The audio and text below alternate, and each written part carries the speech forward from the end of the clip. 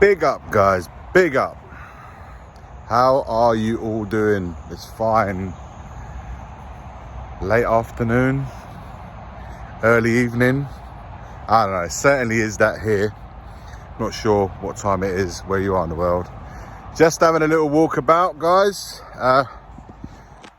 My boy is training over there somewhere. The goalkeeper sessions is taking place over there. The others are training over there. Thought I'd leave them to it. Who wants their dad watching over them as they're training in peace? Let them enjoy it. So guys, how are you all? Hope you guys had a good Monday. It's a really nice evening here. So the injury situation, I know I mentioned it in this Good Morning Tottenham away video, just barely touched on the subject. Also because there wasn't really much to go on about with regarding James Maddison's injury. We know that he used the boot as a precautionary. He was limping. They put a boot as a precautionary measure. So what we know and what we still know is that he was due a scan on his foot today, and that will determine what actually has happened. Now, Maddison himself has said, when he was asked that after the match, he said it was just a precautionary measure, guys. We hope that is indeed the case, but the extent of it, we won't know until the medical staff and club announce a statement to see what the extent of the actual injury is, if any. Now, we, to this day, even now, this evening, we're led to believe that it was indeed a precautionary measure and will hopefully be available for the Bournemouth game. But until that the news of the scan is revealed, which to this moment still hasn't yet been revealed, we don't know the extent of it. Now, I said, whilst Maddison has been brilliant for us, and he really has, he's been really, really, really top. Just goes to show the creativity that he brings into this team, and the fact that the way we play actually really suits him as well. You can really see what difference it is to watch us playing and having there. He looks like he's been at the club for absolute years. Years. It doesn't feel like he's just joined us. And do you know what? When you look at it now, the price that we paid for him, 26 years old, and given how much everybody else in this transfer market is going for, be it in Saudi or be it in any other league, it's incredible when you think about it. I feel like him, Bissouma, 25 million for Bissouma is an absolute steal when you think about the player that we got. And some teams are paying 105, 115 million for the same players. We've acted really well on the market, and I hope that continues. But anyway, getting back to the injury situation, we won't know regarding Maddison until the scan result are revealed. We hope we don't lose him. Certainly don't want to lose him right now, because he's been a breath of fresh air, really has, in this team. But having said that, and I said it this morning as well, Lo Celso is a player that we also can rely on. He hasn't featured for some real reason. I don't really know why. He was part of pre-season. He played really well. Unless we use that as a window to try and exploit the transfer situation, trying to get him to go, and maybe get other teams around the world interested in buying him. I can't really understand why he hasn't featured in either of the two Premier League games against Brentford and Man United. However, having said, depending on what happens with Maddison, I think it would be an opportunity for him to be involved. So it's comforting knowing that in the eventuality that Maddison wasn't to be fit for the Bournemouth game, it's comforting knowing that a player like Lo Celso can step in and play.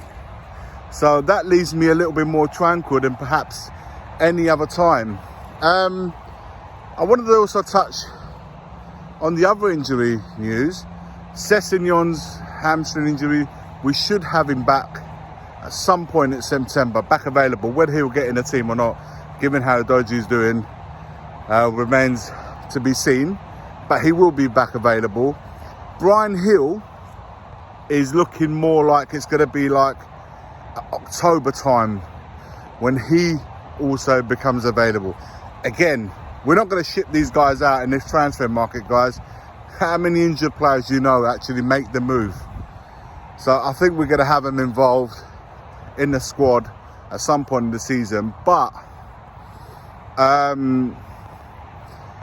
it really does put pressure on getting the other players out that come in the squad who are not featuring, are not part of the programme, and I don't believe they will moving forward. So it'll be an interesting one to watch and keep an eye for, especially players outbound, which we haven't had.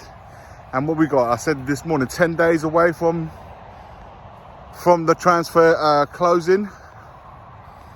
Leaves a lot to do, guys. It really does concern me a little bit that there's genuinely no interest.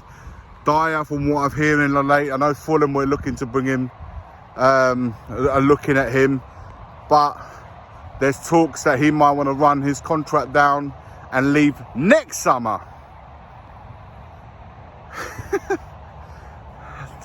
There must be something about Hotspur away, because nobody seems to want to leave, nobody seems to want to buy, and I'm pretty sure our players are not that expensive anyway. We shall see how those develops. Lastly but not least, in the injury list, the most important one for me is Rodrigo Bentancur.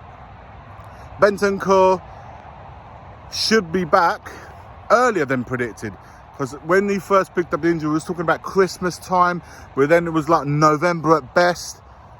Guys, I'm hoping like mid-September, from what I've been hearing coming out of Hotspur Way and what's been said online and what have you. We're looking at mid-September where he can begin to get a few minutes. That's a big plus. Huge plus. And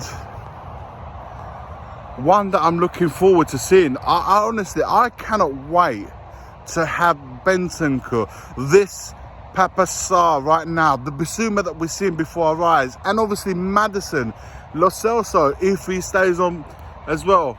I really look forward to seeing all these guys involved.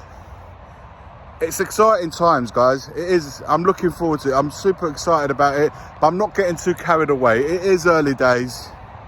It is super early days, and the difficult moments in the season will come. We enjoy the moment when we win, which is what we did on this weekend, just gone.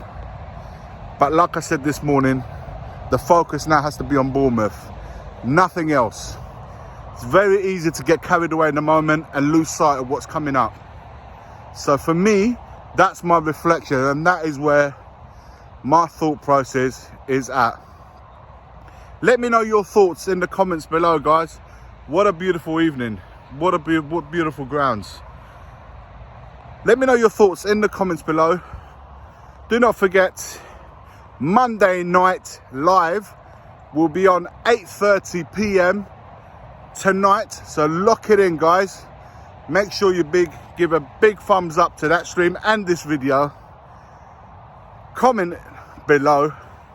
And of course, last but not least, subscribe to the channel and activate the notification bell to keep up with all the videos, uploads, streams that go on my channel. As always, forever always, come on you Spurs. The first game we look for, Robbie. Tottenham away. When we got Tottenham away.